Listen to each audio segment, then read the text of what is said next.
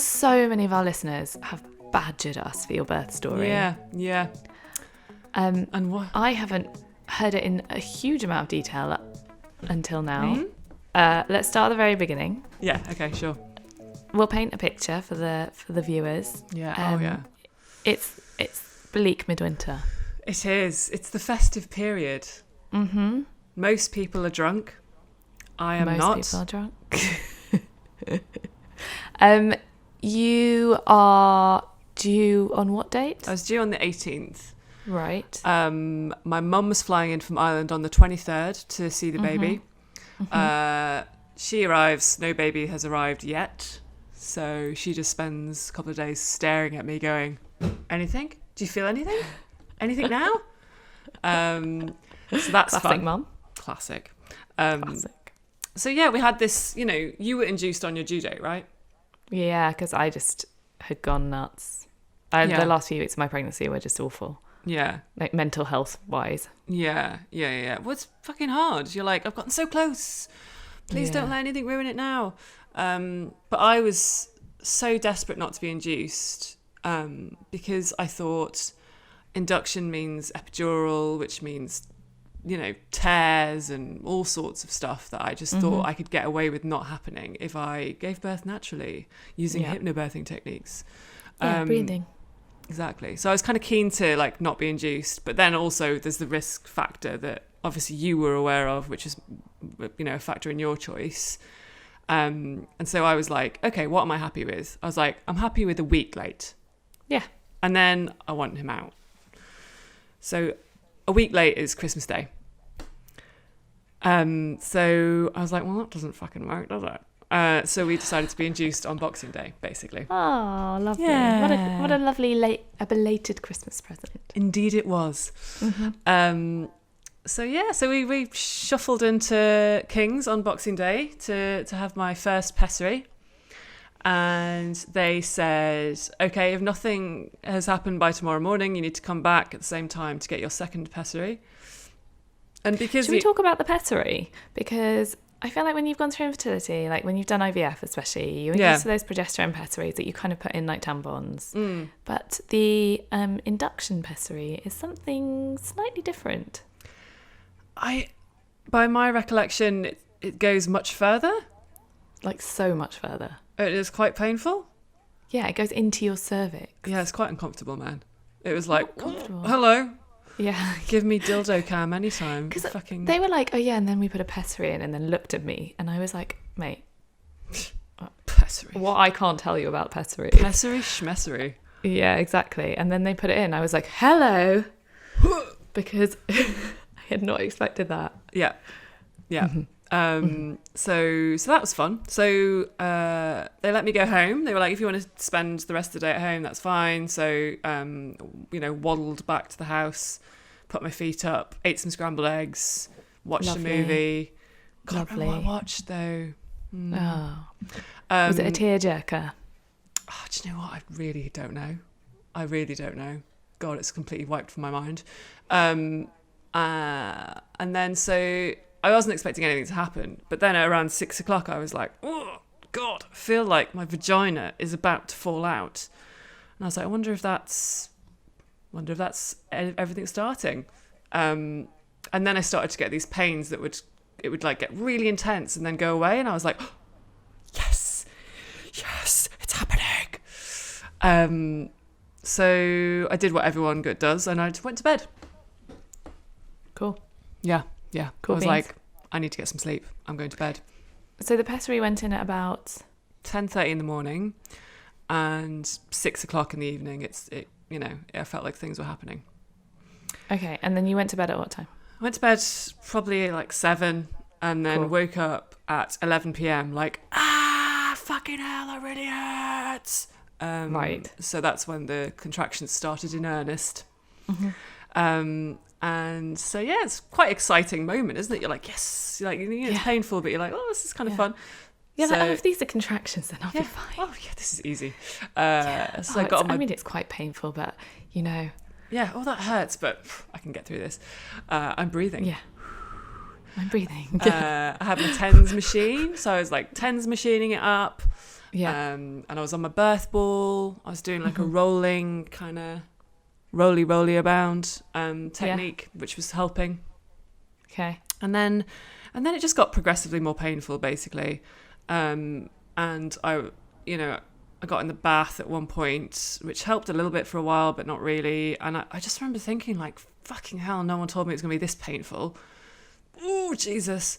Like hugging onto the side of the bath, which isn't a nice thing to hug. It's really fucking uncomfortable. Soft. They're not soft and comfortable, are they? They're not soft.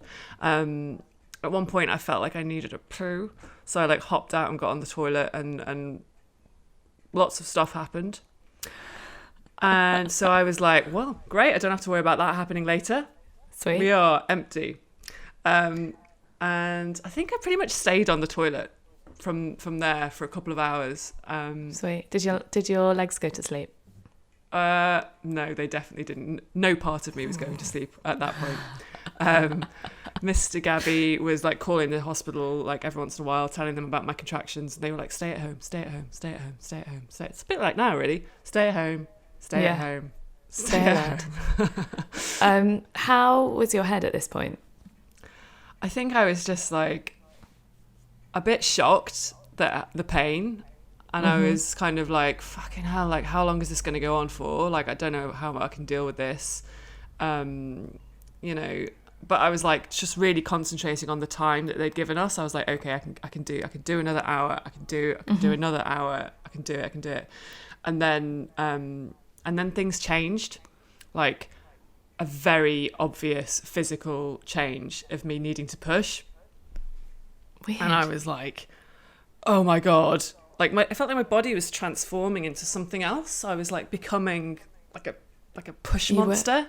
Becoming a woman. I was becoming a woman. And so yeah, I was like, Mr. Gabby, I think we need to call the hospital again because I feel the need to push. And they were like, okay, you may as well come in. This was at like 3:30 in the morning. Okay. So called an Uber. Warned the Uber about what was going on.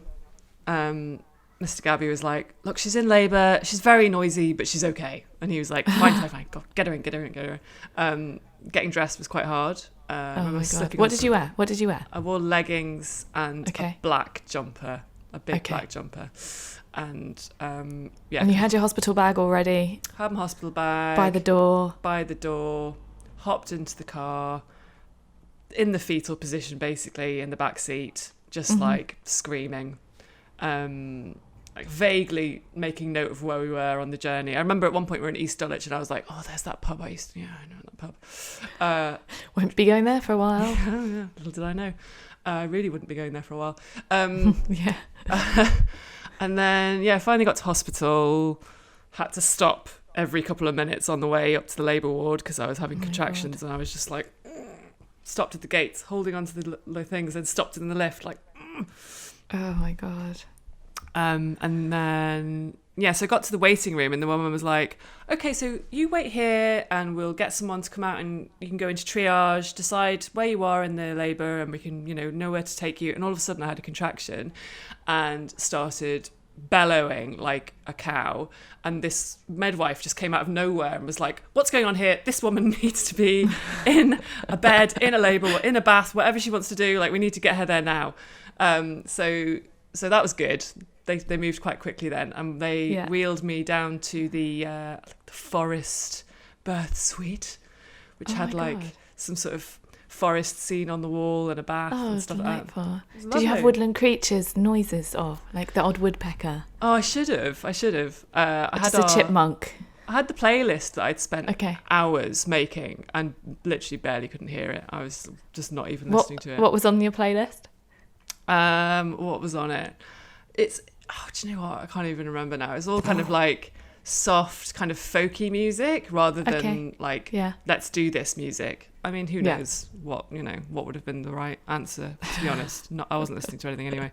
But something actually funny that happened, like when the midwife was wheeling me down, she was like in a bit of a panic, and she was like opening the doors to all of the wards to get me into the right place, and at one point dropped the door on my head. Oh my God. I was having a contraction and I just get this door slammed on the back of my head in the wheelchair, and she was like, oh my God, I'm so sorry. And I was like, it's fine. Just get me somewhere. Oh my God. Yeah, it was quite head funny. Injury. Poor woman. It's not the result that you want from labour. No, it's not what you expect. No, it does not. So then I got in the bath, had some gas and air, which didn't really touch the sides, but no, it's quite nice to huff on something. I felt like that was helpful. I just couldn't time it properly. I ended up getting the whatever you're supposed to get after my contractions. Yeah. I mean, I guess I huffed on it so much that I was just the whole period was covered. Yeah, you know what I mean? And so I was in the bath for a while, and then the midwife wanted to do some more monitoring, so she got me onto the bed. Then she realised that the heart rate of the baby was going up and down, like up, and then it was down, and then it was up, and then she was like, I think, guys, we're going to have to move you to the birth suite, or to the labour ward. I should probably add, actually, when I first arrived, they did a little investigation, and I was 8 centimetres dilated. Fucking hell. Which I mean, in my head, I was like, please don't let me be 1 centimetre dilated, because I think I'm just going to die. Yeah. But I was 8. Great. So does that mean that I travelled to the hospital with a gaping open vagina? Yes, you did. Yeah, let's think about that for a minute. Yeah. Cool. Cool. But, like, how... did that kind of freak you out? Or did it make you feel good? Were you like, yes, right, we're going to get this baby out? Or were you like, fuck me, I'm frightened? I was really happy. Because it kind of was like, okay, that was labour. That was definitely, do you know what I mean? Because my head, it was so painful. And I was like, oh, please don't let this have been just the beginning. Because it was intense, man. Yeah. So it was great to know that I was like, I'd gotten to that point. I was like, thank fuck. And so yeah, they had to take me to the labour ward to be monitored more closely. And so the midwife kind of gave me permission to push at this point, which feels like I was pushing anyway. I was like, I can't stop pushing now at this point. It's happening. Yeah. And so I pushed, and all of a sudden there was this pop and this splash, and my waters exploded all over the midwife. Oh my God. Sounded like a water balloon going. And she was covered in this like green shit. Oh my God, literal green shit. So she was like, there's meconium in the waters, your baby's pooed, we need to get him out now. Push the red button. Mr. Gabby was like... Did that make you panic? Or did you kind of take it in your stride a little bit? I think I was so out of it at this point that I didn't panic as much as he did, you know? I think I was just like... Also, there's a little part of me that was like, thank fuck, emergency C-section. Phew. Get it out of me. Let's get this. I'll get on with this. So, yeah, the room flooded with people, and it transpired that they weren't going to do an emergency C-section. They were just going to do an episiotomy and get the ventouse out. Oh, just an episiotomy. Just an episiotomy. Just a casual episiotomy. Just casual. And then they got the suction cup. And I started having to do some really big pushes, which is fun. It's like holding onto the sides of the bed, just like... which is quite empowering, isn't it? You're like... Yeah, it is. I mean, oh God, I can hear like kids playing outside. Again, apologies to the viewers for the lack of professional audio. I felt like it was the most violent thing I'd ever done in my entire life. Definitely, without doubt. Like I just, you just don't have any more energy left, but you find it. You're like, oh, there it is. But you're so desperate for it to be over at that point. I was like, I'm literally... Yeah. And you just forget what's going on down there. You're like, let's not... My vagina's never going to be the same again. I need to get this kid out. Like, whatever happens. Yeah, I found it frustrating because I pushed a lot. Yeah, my and pushing was she was getting sucked back in every time. That's annoying. Yeah, that's really annoying. It's funny because John and I have different opinions of how many times I pushed. I think I pushed about 1 million times. He thinks I pushed about twice before the Von-Teuse came out. Bastard. So I'm not sure what the actual number is, but yes. Yeah, I'm not sure what happened either. It just gets a bit fuzzy at that point. But yeah, so thanks to the Von-Teuse, Otis came flying into the world, and at that point it's just such a huge relief when you feel like, because I kind of felt him leaving my body, but also like kind of not. It was just so hurty down there and just like, oh. But there was definitely a bit of a nervous moment where they had to kind of suction out all of the waters and meconium out of his lungs and stuff, which is great. I know. Was that scary for you? This sounds terrible and actually quite heartless, but I think I was so out of it at that point and so knackered and relieved that he was out that I just I didn't concentrate on that as much as I would have in any other scenario. Like, I was just kind of kept saying to Mr. Gabby, I was like, is he okay? Is he okay? But I was so just like fucking relieved. And he was okay. And it didn't take that long to find out. So we were, lucky in that respect. And so they put him on your chest all like tiny and... Eventually, he was on Mr. Gabby's chest first because I was a right mess. Eventually it felt like ages until they put him on my chest, to be honest, which is a bit annoying. I think that's what happens when you have so much surgical intervention. Yeah and it takes ages to sew you up. Oh my god. It felt like it took years. And it was quite painful because I hadn't had an epidural, so I hadn't had time to have a fucking epidural. So I could still kind of feel everything. And I was like, the woman was like, just keep the gas and air close. And I was like, oh, great. Because you want it to be over. You're like, it's over now. Why are you still pissing about down there? Yeah. I'm like, I'm done now. I want to get that famous toast that everyone talks about. Yeah. By the way, wasn't an option. I got cornflakes. Fuck cornflakes. Oh, fuck cornflakes. What kind of comfort is cornflakes? I think I got like a really lame, like rich tea biscuit. Nah, you want that I hadn't eaten in like 24 hours. They gave me one biscuit. Yeah, I mean, I didn't even get to eat the fucking cornflakes because I was, like a baby and everything was new and they were soggy by the time I got to them. I was like, fuck this. Fuck this. So what about the next moment? Because like I remember so clearly being wheeled out and then being like, oh shit, I've got to breastfeed. And like trying to breastfeed and really not knowing what to do. I just remember that feeling of like, fuck, what do I do with this thing?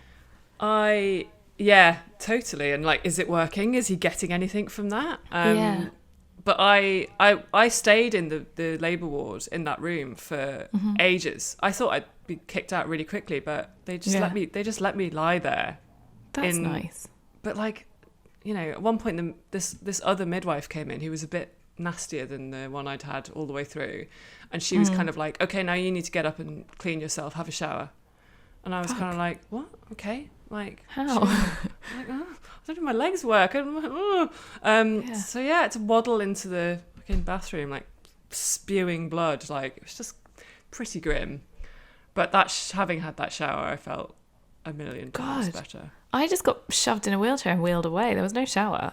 I don't know if I had a shower for like 2 days after I gave birth. I don't know why I was left in there for so long. I think it must be, guess not that many people were giving birth on the 27th of December. Yeah. Lucky bastards. Sweet. Yes, we were in there for ages, just staring at this baby, just like, oh my God.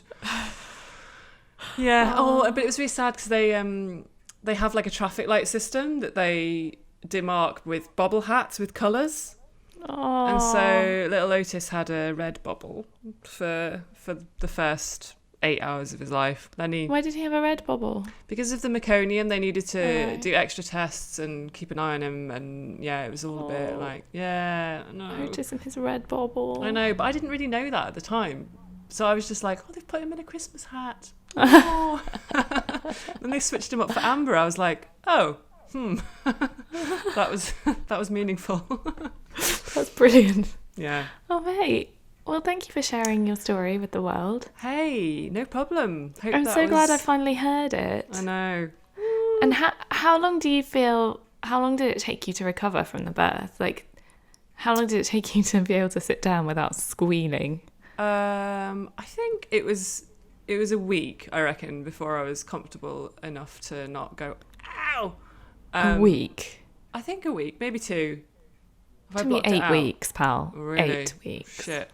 I think, to be honest, the sitting... Okay, this is probably TMI, but fuck it, why not? Hey, it's only the internet. It's only everyone in the world.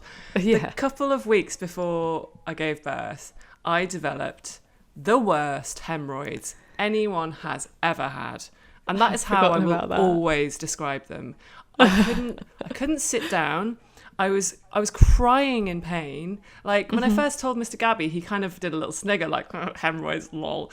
But quickly realised how much pain I was in and was so like, oh, God, felt sorry for me. And that was way worse than my post-birth problems sitting down. So I'd kind of already had training for how painful the recovery would be. It paled in significance compared to the hemorrhoids. Oh, mate. Yeah. And again, it's coming back to infertility. It's so hard not to be like, oh, it's awful, but at least I can do it. Yeah. Well, yeah, I suppose. But I don't know. I don't really know like what I'm trying to say, other than like, we're so lucky that we've got babies, but also giving birth is really fucking awful. Giving birth is really awful. Apologies to anyone who's pregnant and perhaps learning hypnobirthing, because this has probably not been a great video to watch. And I was at first quite angry with hypnobirthing, because I was like, that wasn't the experience I had. Like, I just, the whole thing went out the window, and I was kind of like, I thought I was going to breathe the baby out and it was going to be fine. What the fuck? Yeah. But I think it's just like different people have different births, don't they? Like, yes, it's just so different for everyone. And like, whether you had a C-section or you hypnobirthed, like, one of my friends has given birth to 3 children without ever tearing. Whoa. That's incredible. Yeah, like, she should be a surrogate. But You've got a skill. Yeah, she's got a skill, a life skill. I just think, one person's terrible birth is another person's quite pleasant birth. So, well, here's the thing, like, all in all, it was 8 hours from when my first really bad contraction to he was born at 7 a.m. It was 8 hours. Like, so many people have way worse than that. Like, in my head, it was the worst thing that had ever happened. 36 hours. Yeah. Exactly. So, yeah, my birth sounded pretty dramatic, but it was really not that bad, I guess, in the grand scheme of things. But that's your birth story, your personal birth story. Mm-hmm. Yeah. And Otis's story. Indeed, which hopefully he'll never hear. Mate, it's lovely to see your face after all this time. I know, and yours. Great to be on a new platform. Yeah, well, hopefully loads of people watch this. Yeah, well, let's see. And then, more videos where this came from. Yeah, I hope so. Maybe we'll be in the same room next time. Who knows? Oh my God, that would be great, wouldn't it? It would be a delight. Oh. Yeah. But yes, so that's my birth story. Cool. Please let us know what you think and subscribe to our channel.